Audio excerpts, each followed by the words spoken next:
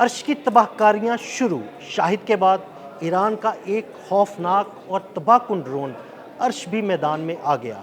Iran ने अपनी drones facility और ड्रोन्स से जुड़ी हिकमत अमली तब्दील की है और नए ड्रोन्स के ज़रिए अमरीकी बेसिस को निशाना बनाया जा रहा है। ये अर्श ड्रोन आखिर किस बला का नाम है, इसकी खसूसियात क्या हैं और इससे कितनी तबाही मचाई जा रही है, इस बारे में अज़हर अली ख़ान से बात करते हैं। अज़हर भाई, शाहिद का नाम तो हम सुनते थे, उसने बड़ी तबाही मचाई। ये अब एक नया ड्रोन सामने आया है जिसका नाम है अर्श। ये आखिर किस बला का नाम है? सुना है बहुत तेज़ परवाज़ करता है, अपना असलहा बारूद ज़्यादा लेके जा सकता है। इससे कितनी तबाही हो रही है? अदिल भाई, असल में ईरान ने कहा था कि हम सरप्राइज़ देंगे अगर हमारे साथ जंग शुरू की। तो इन्होंने जब से जंग शुरू की है और 13 रोज़ हो गए हमला करते हुए, तो अब ईरान हर रोज़ एक सरप्राइज़ दे रहा है। ये जिस ईरान को जानते थे पहले, ये वो ईरान नहीं है। ना ये उस ईरान के बैलिस्टिक मिसाइल हैं, ना ये उस ईरान के ड्रोन्स हैं। ये पहले शाहिद 136 ड्रोन्स के ज़रिए हमला कर रहे थे, मुख्तलिफ़ जगहों पर अमरीकी फ़ौज को निशाना बना रहे थे, उनकी तनसीबात तबाह कर रहे थे। शाहिद 136 जो ड्रोन है वो बुनियादी तौर पे बहुत सारा बारूदी मवाद लेके जाता है। उसकी रफ़्तार तकरीबन 200 किलोमीटर फ़ी घंटा होती है और वो जाके वार करता है। स्वाम की सूरत में भेजा जाता है, झुंड की सूरत में बड़ी तादाद में भेजे जाते हैं और उनको उनसे फिर तबाही मचती है। ये तकरीबन $20,000 के होते हैं, एक 20 से 30,000 डॉलर के होते हैं। अर्श ड्रोन जो है ये अब लेकर आए हैं बिल्कुल नई टेक्नोलॉजी के साथ ईरान मार्केट के अंदर भी एयर बेसिस की मार्केट में अब तबाही फैलानी शुरू की है उन्होंने। अमरीकी हुक्काम परेशान है। अब वो ये सोच रहे हैं कि ये तबाही इतनी तेज़ी से पिछले 3-4 दिन के दौरान कैसे फैल रही है। तो उन्होंने शाहिद का तोड़ निकाला, अब अर्श मैदान में आ गया। अब अर्श मैदान में आ गया। वन साइडेड ड्रोन है, सुसाइड ड्रोन है, एक तरफ से लॉन्च किया जाता है, दुगनी रफ्तार से आता है, 480 किलोमीटर फ़ी घंटा की रफ्तार से आता है। 200 की रफ्तार से शायद ड्रोन सफ़र करता था, तो ये 480 किलोमीटर फ़ी घंटा की रफ्तार से सफ़र बिल्कुल। और ये 2000 किलोमीटर तक रेंज में जा सकता है, निशाना बना सकता है। वो बहुत होता है, यानी कराची से लेकर आप लाहौर भी क्रॉस कर जाएंगे तो इससे भी ज़्यादा। 2000 किलोमीटर वही ना कि आप कराची से लेकर लाहौर आए और फिर लाहौर से फिर कराची की जानिब सफ़र शुरू कर दें, तो आप इतने तवील सफ़र वो तय कर सकता है। अच्छा, जब वो जाता है तो अपने साथ तकरीबन दुगना बारूदी मवाद लेके जाता है।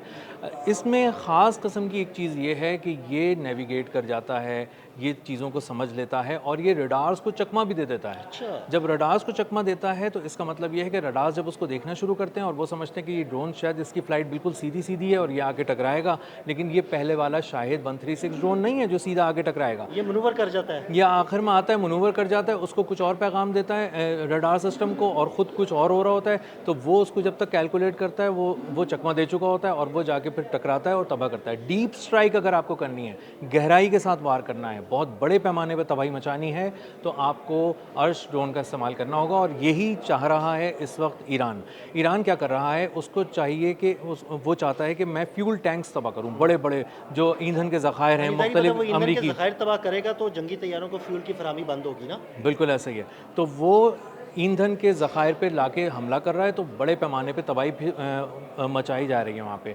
इसी तरह वो एकोमोडेशन पे जो जहाँ पे ये रिहाइश थी इनको अमरीकी फ़ौजियों की रिहाइशें बड़ी तबाह की जा रही हैं। पिछले 3-4 दिन में बहुत खबरें आ रही हैं जी। तो वो बड़ी बड़ी रिहाइश गाहें हैं, बहुत बड़े बड़े हैंगर्स हैं।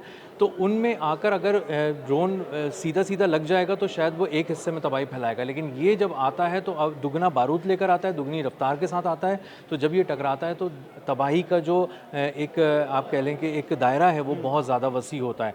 इसी तरह जब ये मुख्तलिफ़ किस्म के एयर डिफेंस सिस्टम्स को निशाना बनाता है, तो एयर डिफेंस सिस्टम जिस ड्रोन को जो साइज़ में ये देख रहे होते हैं ऊपर से, तो वो ये देखते हैं कि ये ड्रोन आ रहा है और ये आकर हमें अगले 3 मिनट में मिसाल के तौर पर टकरा जाएगा।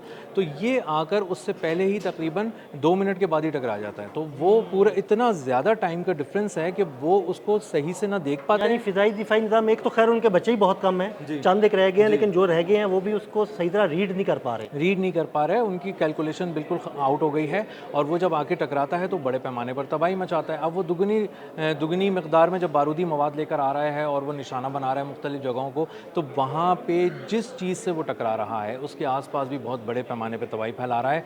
अज़हर भाई, ज़ाहिर बात है वो ज़्यादा तबाही फैलाएगा अगर वो शाहिद 136 से ज़्यादा बारूदी मवाद लेके जा रहा है, तो फिर जहाँ पर टकराएगा वो तबाही भी तो डबल हो जाएगी ना। बिल्कुल ऐसा ही है, और इसीलिए कुवैत, बहरीन और उर्दून में आप ख़ास तौर पर देखेंगे तो आपको अंदाज़ा होगा कि यहाँ पे पिछले 3-4 रोज़ के दौरान एक हम चीज़ को समेट के उठते हैं तो पता चलता है थोड़ी देर बाद फिर कहीं हमला हो गया। तो इसका मतलब ये है कि ईरान के पास एक तो ये बहुत बड़ी तादाद में इसकी मैन्युफैक्चरिंग बहुत ज़्यादा तेज़ की है, और ईरान ने ये पैगाम भी दिया है कि जिस वक्त में आपने सीज़ फायर किया था तो आप ही नहीं थे एक होशियार जो आप तैयारी कर रहे थे ईरान पर हमला। हम भी तैयारी कर रहे हम भी तैयारी ही कर रहे थे, और हम बैलिस्टिक मिसाइल भी बना रहे थे, हम मैन्युफैक्चरिंग तेज़ कर दी थी, और ना सिर्फ मैन्युफैक्चरिंग, आपने सिर्फ मैन्युफैक्चरिंग तेज़ की थी, हमने इनोवेशन पे भी टाइम लगाया था। हमें पता था कि अगला हमला पहले से ज़्यादा कारी करना है, उसको बिल्कुल ही मुख्तलिफ अंदाज से पेश करना है, डिलीवर करना है, और एक नए अंदाज के ईरान का सामना कराना है अमेरिका के साथ। और इसीलिए अमेरिका एक बार फिर मिसकैलकुलेट कर गया है, और इसीलिए वो अपनी बेसिस को नहीं बचा पा रहा।